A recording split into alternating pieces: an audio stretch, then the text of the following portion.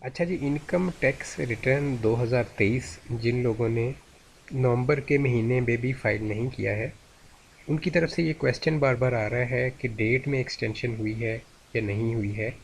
इस चीज़ की उन्हें कंफर्मेशन रिक्वायर्ड है। तो इसके लिए हम एफबीआर की वेबसाइट से ये चीज़ मैं आपको दिखा देता हूँ। ये सामने आपके विजिबल है एफबीआर की वेबसाइट। इस पे लास्ट जो सर्कुलर मौजूद है ये 30/9/2023 का है। ठीक है, यानी 9वें महीने की 30 तारीख 2023 का ये सर्कुलर है। सर्कुलर नंबर 4 है। इसके बाद देखें कोई भी सर्कुलर नहीं आया।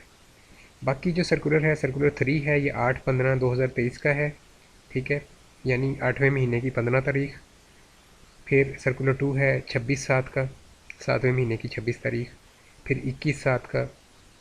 उसके बाद 27/1 का, यानी जनवरी के 27 तारीख में ये अपडेट हुआ था। तो इसका मतलब है कि जो लेटेस्ट सर्कुलर होते हैं वो ऊपर आते हैं। ठीक, तो यहाँ पे कोई भी सर्कुलर चूँकि एफबीआर ने जारी नहीं किया, इसका मतलब 100% हम ये इस चीज़ पे श्योर हैं कि डेट में एक्सटेंशन जो है वो बिल्कुल नहीं हुई। अगर डेट में एक्सटेंशन हुई होती तो सर्कुलर नंबर 5 यहाँ पे ऐड हुआ होना था।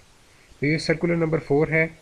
इसके अंदर कहाँ तक डेट एक्सटेंड हुई थी ये मोस्टली तो लोग जानते हैं, ताहम मैं आपको दिखा देता हूँ। इसके अंदर डेट जनाब एक्सटेंड हुई थी 31 अक्टूबर 2023 तक। अब 1 नवंबर से ऑनवर्ड जो भी लोग रिटर्न फाइल कर रहे हैं 2023 का, उनको होगा फ़ाइन। ठीक है, तो फ़ाइन जो है वो कितना होगा, उसके लिए भी काफ़ी कॉम्प्लिकेटेड सा मामला है फ़ाइन की कैलकुलेशन के लिए। पहली चीज़ ये देखें कि अगर तो आपके ऊपर कोई भी टैक्स पेबल नहीं है, यानी जो टैक्स आपने देना था अदा करना था वो आपने अदा कर दिया हुआ है, रिटर्न के अंदर कोई भी एक्स्ट्रा टैक्स आपके ऊपर पेबल नहीं आ रहा, तो उस सूरत में 1,000 रुपये आपने देना है।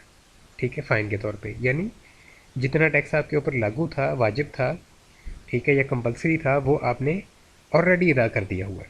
अब मज़ीद कोई टैक्स आपने रिटर्न के थ्रू अदा नहीं करना, तो आपके ऊपर 1,000 रुपये फ़ाइन है। लेकिन अगर आपके ऊपर कोई भी टैक्स पेबल है तो फिर मामला ख़राब हो जाता है।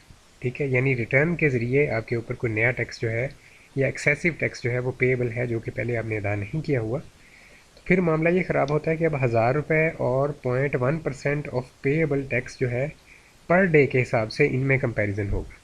जैसे आज 13 तारीख है नवंबर की, तो 13 दिन अब हो गए, तो 13 दिनों का 0.1% टैक्स पेएबल का कैलकुलेट किया जाएगा, 1,000 रुपये से कंपैरिजन किया जाएगा। जो इसमें से ज़्यादा अमाउंट बनेगी वो आपके ऊपर पेएबल होगी अमाउंट।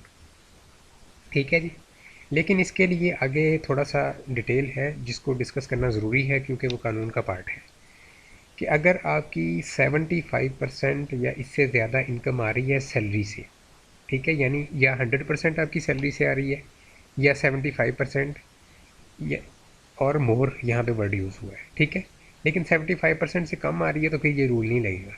ठीक है, यानी डबल इनकम कई लोगों की होती है, या सिंगल इनकम सिर्फ आपकी सैलरी से आ रही है और आपके ऊपर कोई टैक्स पेबल है, आपके एम्प्लॉयर ने टैक्स नहीं काटा सही तरह से, तो उस सूरत में आपके ऊपर जो फ़ाइन होगा वो फ़िक्स होगा। और पहले महीने के अंदर अंदर अगर अदा कर देंगे, जैसे नवंबर के महीने के अंदर अंदर, तो 2500 रुपये, दूसरे महीने के अंदर अंदर 5,000, तीसरे महीने के अंदर अंदर 7,500, चौथे महीने के अंदर अंदर 10,000।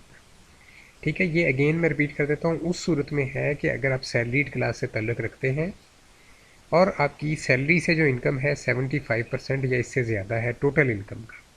ठीक है, और तीसरी चीज़ ये है कि आपके ऊपर कोई भी टैक्स जो है वो पेएबल है रिटर्न के थ्रू, यानी जब आपने रिटर्न फाइल करना है तो पहले टैक्स अदा करेंगे, फिर रिटर्न फाइल करेंगे, तो उस सूरत में ये फ़ाइन आपके ऊपर एप्लीकेबल होगा। नॉर्मल जो सैलरीड पर्सन है, शरीफ आदमी जिसका कोई टैक्स पेएबल नहीं है रिटर्न के थ्रू, उसके ऊपर ये चीज़ लागू नहीं होगी। अच्छा जी, आगे। अच्छा, आप सैलरीड इंडिविजुअल के अलावा बाकी जितने भी केसेस हैं, कोई भी आपकी इनकम है, उस सूरत में आपके ऊपर अगर रिटर्न के थ्रू कोई भी अमाउंट पेएबल थी तो आपके ऊपर फ़िक्स फ़ाइन होगा फर्स्ट महीने में के अंदर अंदर, यानी नवंबर के महीने के अंदर अंदर अगर 2023 का रिटर्न फाइल करेंगे 12,500, दूसरे महीने के अंदर अंदर अगर रिटर्न फाइल करते हैं 25,000, तीसरे महीने के अंदर अगर अंदर अंदर रिटर्न फाइल करेंगे 37,500, चौथे महीने के अंदर अंदर अगर रिटर्न फाइल करेंगे तो 50,000 रुपये फ़िक्स फ़ाइन है। ठीक है, लेकिन इसके लिए मैक्सिमम पेनल्टी के लिए कंडीशन है कि जो आपका फ़ाइन पेएबल है उसका कंपैरिजन किया जाएगा आपकी अमाउंट पेएबल से। ठीक है, जैसे आपके ऊपर अगर टैक्स पेएबल जो था वो 25,000 रुपये है, तो हम देखेंगे कि इसकी जो 200% अमाउंट है इसकी 25,000 की, उससे आपका फ़ाइन एक्सीड तो नहीं कर रहा। ठीक है जी। तो 25,000 का 200% 50,000 होगा। तो 50,000 से अगर आपकी अमाउंट एक्सीड कर रही है तो फिर आपको वो फ़ाइन जो है वो एक्सीडिंग अमाउंट वो लेस कर दी जाएगी। राइट जी। तो ये एक इन्होंने यहाँ पे कंडीशन रखी हुई है कि 200% जो है किसी भी टैक्स पेएबल की अमाउंट का कंपैरिजन कर लेंगे कि मैक्सिमम पेनल्टी जो है वो 200% जो है पेएबल अमाउंट से एक्सीड नहीं करनी चाहिए। ठीक है जी। ये टोटल रूल्स मैंने आपके साथ शेयर कर दिए कि जो कि लेट रिटर्न फाइल करने की सूरत में आपके ऊपर एप्लीकेबल होते हैं, और ख़ुसूसन इसमें ज़्यादा परेशानी उन लोगों की होती है जिनका कोई अमाउंट पेएबल होती है रिटर्न के फाइल करते वक्त। ठीक है जी। उनके लिए ज़्यादा परेशानी है, बाकी आम आदमी तो 1000 रुपया दे के क्लियर हो जाएगा जिसकी कोई अमाउंट पेएबल नहीं है। ठीक है जी।